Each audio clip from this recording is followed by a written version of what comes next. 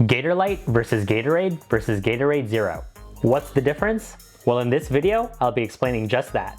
I'll also be giving each a taste, so you have an idea of what to expect in terms of flavor.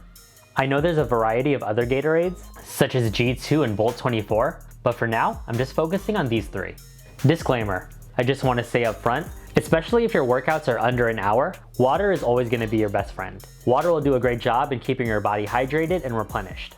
However, if your workouts are more intensive and last longer than an hour, then it might be a good idea to replenish your body with a sports drink like Gatorade. That being said, let's get started. So here's a table I created listing out all the calories, macro, and micronutrients per bottle of these three Gatorades. And notice I said bottle, not serving. And this is really where you can identify all the major differences between the three sports drinks. Let's start off with classic Gatorade. You'll notice that the OG Gatorade contains the most calories per bottle at 220 calories, and also the highest amount of carbs at 58 grams per bottle, with 55 of those grams coming from added sugars. In terms of electrolytes, it contains sodium and potassium.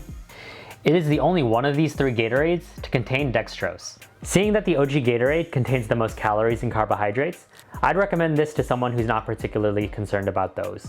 This also doesn't contain as many electrolytes as Gatorlyte, so if you're not really looking for that rapid rehydration for your endurance, then this is the option for you.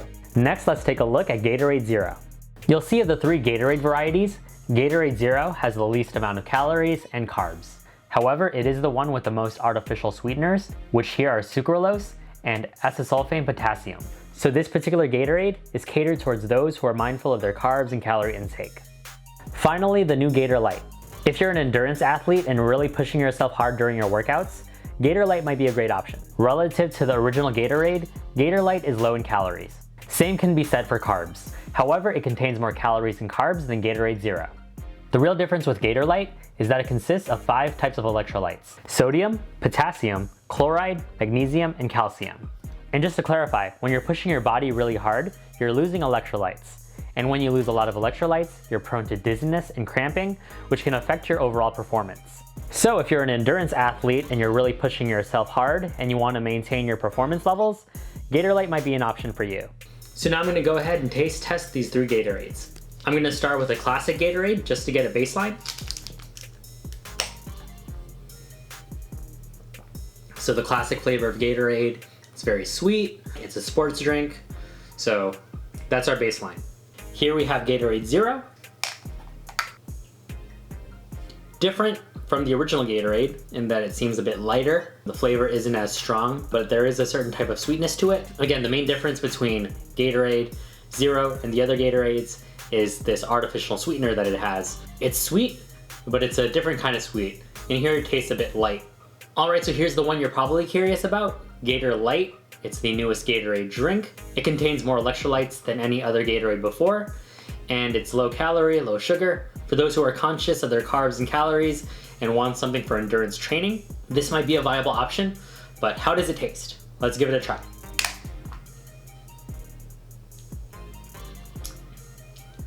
It's definitely a different type of orange than these other two, Gatorade Zero, Gatorade OG. I get a sort of medicine-y vibe from it, but I don't think it's awful or terrible. I think it's good for what it is. If what you're looking for is that lower calorie, lower sugar option of Gatorade that does offer plenty of electrolytes, I know that if you're running for a long duration and pushing yourself real hard, this is gonna be a welcome beverage, so yeah. I've also seen advertisements for another electrolyte-based drink, Pedialyte Sport, so this just dropped as well. That's kind of the new trend I'm seeing with these sports beverages. They're really promoting electrolytes for endurance-based athletes. So if you're curious about Pedialyte Sport, let me know in the comments, and my next video will be on this. Thanks for watching. Be sure to like and subscribe for more content like this, and I'll see you in the next one.